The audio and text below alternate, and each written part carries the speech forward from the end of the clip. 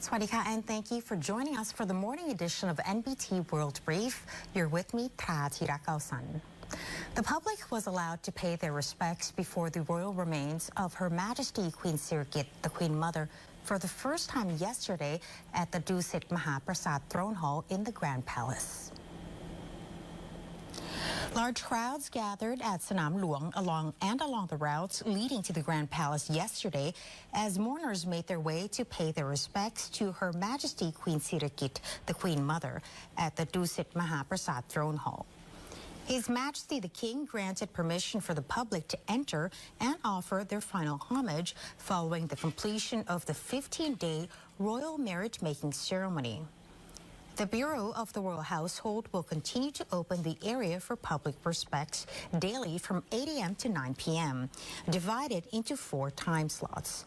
The slots are 8 to 10:45 a.m., 12 to 4:45 p.m., 5:45 to 6:30 p.m., and 7:45 to 9 p.m.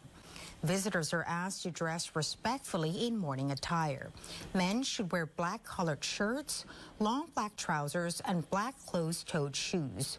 Women should wear modest black outfits with sleeves and knee-length skirts or traditional wrap skirts, along with closed-toed shoes. Jeans are not permitted. Prime Minister Anutin Chanvirakul also made a visit to Sanam Luang yesterday to inspect services provided for the public coming to pay respects to Her Majesty Queen Sirikit, the Queen Mother. He praised officials and volunteers for their orderly operations and said all agencies are coordinating to ensure smooth access for people traveling from across the country, adding that anyone facing difficulties may contact their provincial governor for assistance. ได้รับรายงานนะครับว่าตั้งแต่เช้ามาก็มีพี่น้องประชาชนมาถวายสักการะเป็นจำนวนมากแต่ว่าต้องชื่นชมส่วนราชการที่เกี่ยวข้องนะครับทั้งสำนักนายกรัฐมนตรีแล้วก็ท่านผู้ว่าราชการกรุงเทพมหานครนะครับอาจารย์ชัดชาติแล้วก็หน่วยงานที่มาร่วมงานอย่างตำรวจนะครับได้มีการจัดเตรียมความพร้อมได้อย่างดีมากอาหารการกินที่พัก Meanwhile, tourists may continue to visit the Grand Palace and the Temple of the Emerald Buddha as usual from 8:30 a.m. to 3:30 p.m. The Queen Sirikit Museum of Textiles is also open free of charge until November 25th.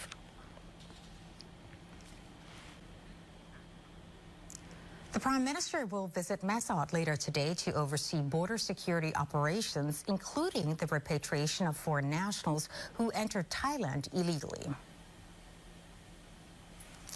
Prime Minister Anutin Chanvirakul is scheduled to travel to Mesot district in Tak province today after joining a press briefing on the nationwide crackdown on online and technology-related crime.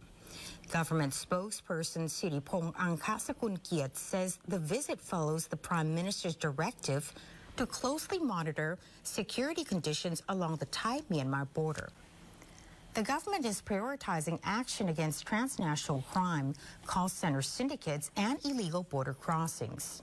Thailand, he said, is working with partner countries to ensure public safety while upholding humanitarian principles and providing assistance to all nationalities when necessary.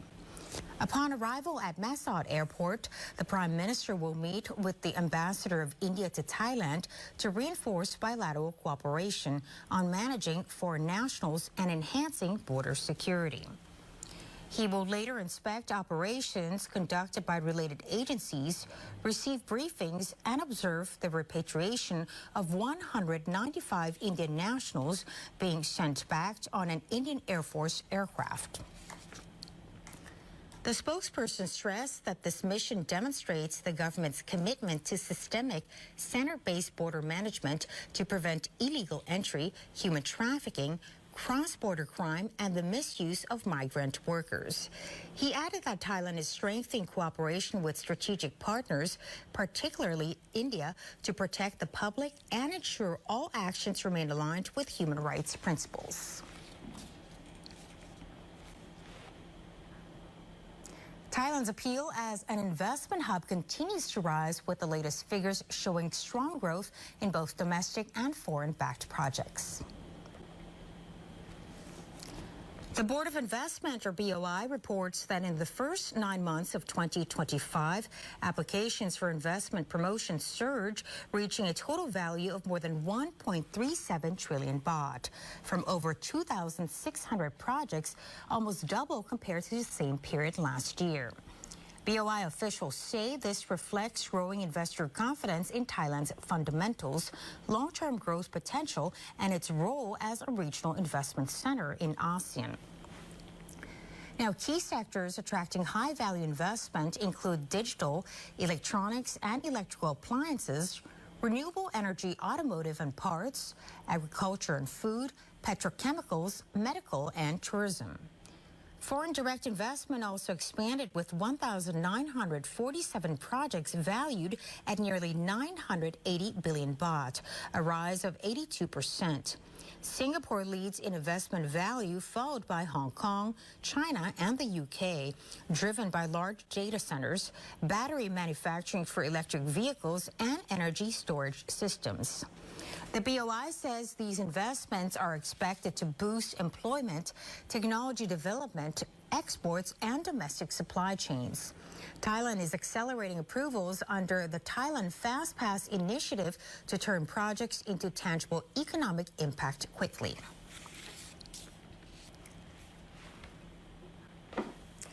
Increased water discharge from the Chao Phraya Dam is now heightening flood risk for Bangkok and surrounding provinces, with satellite data showing vulnerable riverfront zones as authorities continue releasing more water due to heavy upstream rainfall. The Royal Irrigation Department has raised the discharge rate at the Chao Phraya Dam to 2,800 cubic meters per second, intensifying flood risk for Bangkok, Nonthaburi and Pathum Thani. Just as latest satellite assessment shows several riverbank communities and canal networks now classified as high-risk zones, especially areas outside permanent flood barriers. Officials say the increase was necessary after heavy rainfall hit upper provinces under the influence of Typhoon Kalmegi, pushing water levels in major northern rivers higher. The Ping, Yom and Nan rivers are carrying significantly higher water levels, all converging in Nakhon Sawan before flowing into the Chao Phraya River.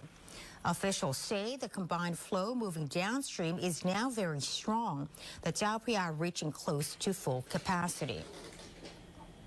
Upstream contributions from the Sakya Krang River are also raising levels above the Chao Phraya Dam in Chainat, with a continued upward trend. Seawater intrusion, expected to continue through November 12, is limiting drainage into the Gulf of Thailand, forcing pumping stations along coastal canals to operate around the clock. In Pathum Thani, high-risk zones stretch along both sides of the river from Samkok to Mueang District. In Nonthaburi, communities in Pakret and Bangkroy face elevated water levels, and in Bangkok, districts near the river, including Bang Plat, Bangkok Noi, Bangkok Yai, and Thonburi, are advised to closely monitor the situation. The most vulnerable zones lie outside designated flood walls. Meanwhile, water management teams at Phumipon and Sirikit dams are tracking inflows, weather patterns, and storm movement. Phumipon Dam, now at 98.66% capacity, will continue releasing water at the scheduled rate of 45 million cubic meters per day.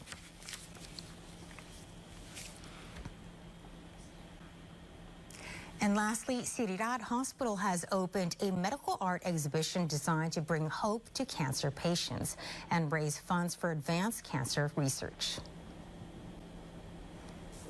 SIRIRAJ Hospital has launched Let Hope Bloom, an exhibition that turns images of cancer cells into vibrant art to inspire strength among patients battling the disease.